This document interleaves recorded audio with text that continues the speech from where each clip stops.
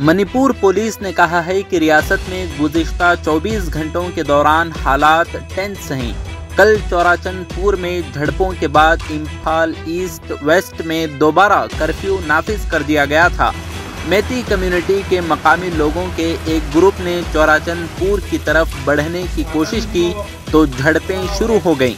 Maiti community से ताल्लुक़ रखने वाले मकामी लोगों को सिक्योरिटी फोर्सेज ने अमन व अमान बरकरार रखने के लिए रोका।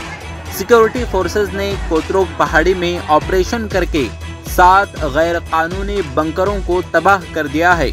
पुलिस के मुताबिक बिष्णुपुर के केरनफाड़ी और थिंगलावाई में भीड़ ने पुलिस चौकी पर धावा बोल दिया, लेकिन हुजूम की जानिब से मणिपुर राइफल्स की एक बटालियन से हथियार छीनने की कोशिश को नाकाम बना दिया गया है।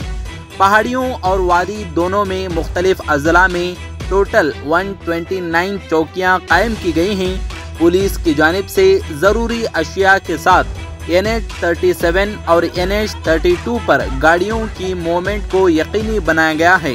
पुलिस ने आवाम से अपील की है कि वो अफवाहों पर यकीन ना करें और जाली वीडियोस से होशियार रहें। मणिपुर पुलिस ने लोगों को जाली वीडियोस की इत्तला देने के लिए एक हेल्पलाइन नंबर भी जारी किया है।